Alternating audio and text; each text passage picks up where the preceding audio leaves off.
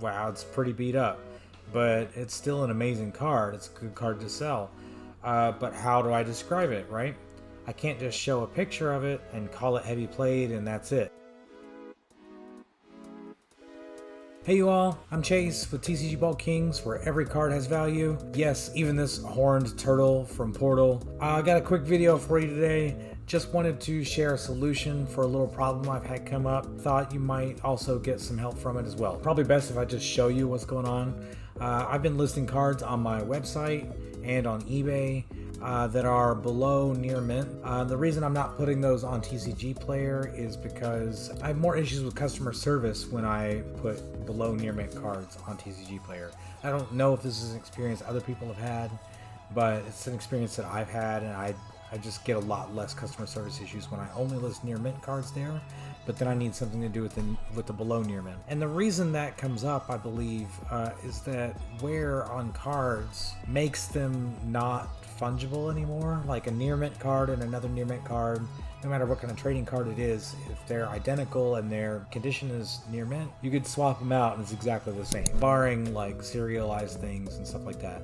But once wear is on a card, they're a lot more discernible, right? If one has wear along the top edge and the other one has wear along the bottom edge, those are two different cards, even if they may be the same quantitative amount of wear, right? It's a lot easier for a customer to not be expecting the amount of wear or the type of wear or the exact placement of the wear when you're just listing a card at light play and calling it a good day. I like listing these cards at places that better align with the non-fungibility of the cards with more imperfections on them, right? Makes eBay a lot more attractive for those kind of cards because you have to list them with photos. It's individual card listings. It's just better set up for selling individual unique items versus selling large quantities of large quantities of cards. And the same is true on my website, where the workflow is basically the same for listing an individual card there as it is on eBay. So I'm listing cards like this Unlimited Shivan Dragon, and just looking at it again, it's pretty beat up, but it's still an amazing card. It's a good card to sell. But how do I describe it, right? I can't just show a picture of it and call it heavy played and that's it. Sometimes pictures don't show everything, and that's not right by the customer. The number one reason customer service issues arise when selling cards is because of a dispute about card condition. A customer gets surprised by a little bit of wear or an imperfection they weren't expecting, and they feel like that it wasn't properly disclosed, which means that you, the seller, are in the wrong and you're scamming them, right?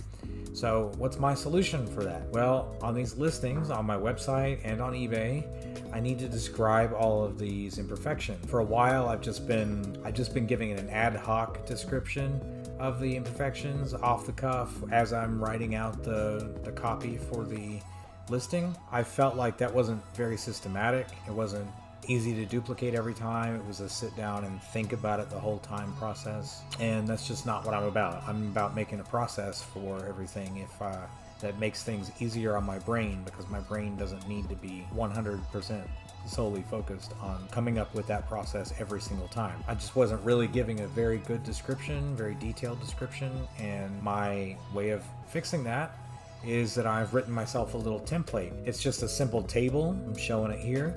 It's got a row for each kind of imperfection a card can have. I've pulled this list of imperfections from the TCG Player card conditioning standards. If you haven't already looked at that, go ahead and click on the link down that I'm putting in the description for that as well, because it's a really valuable document. Even if you don't exactly agree with everything as far as how harshly to grade things, it's got a lot of great information in there, so check it out. So when I'm making a new listing, I can just paste in my table into the description of the card or whatever on my website or on eBay, and then just work down the list of different imperfections. That's it. It just takes a couple minutes. It's well worth it to ensure that your customer isn't going to have a negative experience that you could have prevented. If you would like to use my template, then I'll have a link to that down here as well. Feel free to let me know if you have any feedback or questions about it if you're using it. I'm always glad to try and help.